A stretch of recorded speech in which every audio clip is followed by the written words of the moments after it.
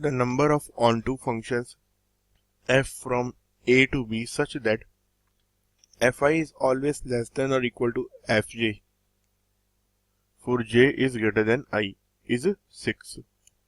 तो अगर मैं देखूंगा हमें onto फंक्शन है तो हमें पता है एफ जे क्या है, आइदर एफ आई से बड़ा हो सकता है या इक्वल हो सकता है। तो हमारे पास में अगर 1 2 3 6 एलिमेंट है तो ए का हर एलिमेंट बी के किसी न किसी एलिमेंट से रिलेट करेगा ही करेगा। तो लेट्स से अगर मैं देखूं ये क्या बोलता है, हमें ऑन टू फंक्शन की, मैंने ऑन टू मीन्स इस फंक्शन की रेंज क्या है, बी के इक्वल है, तो 6 एलिमेंट्स है ना वैसे, ठीक है। तो लास्ट वाला एलिमेंट तो क्या होगा, हमेशा 9 होगा ही होगा। वो क्यों, क्योंकि हमें गिवन है कि ये ऑन टू फंक्शन है, तो अगर लास्ट वाला 9 नहीं होगा तो उससे पहले वाला 9 नहीं हो सकता, क्योंकि F I is always less than और equal to F J if I is less than J. तो ये क्या हो सकता है, अगर इससे पहले वाला टर्म 9 हो सकता है, लेकिन जैसे यहाँ पे 9 हो सकता है, 8 भी हो सकता है, 7 भी हो सकता है, लेकिन अगर यहाँ पर हमारे पास में क्या है, लेट्स से 6 है, तो यहाँ पे 7 नहीं हो सकता, मीन्स ये इंक्रीजिंग ऑर्डर में ही होंगे तो ठीक है। अब यहाँ पे 9 है तो यहाँ पे क्या हो सकता है, यहाँ पे 9 भी हो सकता है और 8 भी हो सकता है। सी, मैं केवल उन केसेस की बात कर रहा हूँ जिनमें ये ऑन टू फंक्शन बनेगा, ठीक है। तो ऑन टू फंक्शन के लिए 9 भी हो सकता है या 8 भी हो सकता है, ठीक है। अब यहाँ पे 9 है, ठीक है, उसके बाद क्या होगा, अगेन अगर हम देखेंगे तो ऐसे क्या होगा, पॉसिबिलिटीज इंक्रीज होती जाएंगी। सी, अभी जैसे यहाँ पर 9 है तो यहाँ पे क्या हो सकता था, यहाँ 9 हो सकता था और यहाँ 8 हो सकता था, ठीक है। अब अगर यहाँ 9 है तो यहाँ भी क्या हो सकता है, 9 भी हो सकता है और 8 भी हो सकता है। एंड सिमिलरली अगर यहाँ 8 है तो यहाँ क्या हो सकता है, यहाँ पे 8 भी हो सकता है और 7 भी हो सकता है।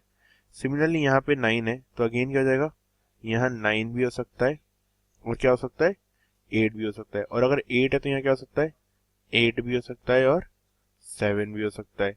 इस तरीके से क्या बोलते हैं चलेंगे। तो अगर मैं टोटल सारे केसेस देखूंगा तो टोटल सारे केसेस कैसे होंगे, लेट्स सी। इस तरीके से हमें समझने की जरूरत थी यहाँ पे, है ना। तो अब अगर मैं देखूंगा तो 6 7 8 9 तीन एलिमेंट्स हैं, तो 7 मैक्सिमम कहाँ आ सकता है, 7 मैक्सिमम यहाँ आ सकता है, ठीक है, क्योंकि उसके बाद 8 और 9 चाहिए होंगे। तो इस तरीके से ये क्या है, 7 मैक्सिमम यहाँ आ सकता है, ठीक है। जब 7 यहाँ पे होगा तो क्या होगा, केवल एक ही हमारे पास में ऑन टू फंक्शन होगा, क्योंकि इससे पहले वाले सारे एलिमेंट्स क्या हो जाएंगे, 7 7 7 7। अब लेट से 7 यहीं तक, ये पहले तीन एलिमेंट्स पे ही 7 है, तो अब क्या क्या हो सकता है ये 8 8 9 हो सकता है ये 8 9 9 हो। तो ये दोनों ही क्या बोलते हैं पॉसिबल केसेस हैं। या फिर हो सकता है क्या हो, 7 लेट से पहले 2 में ही खत्म हो गया हो, है ना। तो हो सकता है यहाँ पे क्या हो सकता है फिर लास्ट 3 क्या हो, 8 हो एंड देन लास्ट में 9 हो। या फिर क्या पॉसिबल है, ये 8 हो, ये 8 हो, देन 9 देन 9। या क्या पॉसिबिलिटीज है, यहाँ पे 9 हो, यहाँ पे 9 हो, यहाँ पे 9 हो और यहाँ 8 हो। तो इससे ज्यादा पॉसिबिलिटीज नहीं है। अब हो सकता है 7 क्या हो, पहले पे ही खत्म हो गया हो, तो उस केस में क्या हो जाएगा, हमारे पास में हो सकता है 4 8 हो देन 9 हो। या हो सकता है 3 8 हो 2 9 हो। या फिर क्या हो सकता है, ओनली 2 8 हो 3 9 हो। या फिर ओनली 1 8 हो 4 9 हो। तो इनडायरेक्टली हमारे पास में टोटल कितने ऑन टू फंक्शन बन रहे हैं, 10 ऑन टू फंक्शन है। जबकि स्टेटमेंट 1 में हमें क्या गिवन है, हमें कितने गिवन है ऑन टू फंक्शन, 6। तो ये क्या एक रॉन्ग स्टेटमेंट है। अब स्टेटमेंट 2 क्या है, number of permutation of 7 8 and 9 taken 3 at a time is 3 factorial. तो हमें पता है 3 के 3 डिफरेंट है, तो परम्यूटेशन कितने होंगे, 3 फैक्टोरियल। तो ये क्या है, करेक्ट स्टेटमेंट है। So this is the answer for this question. Statement 2 is correct and statement 1 is false.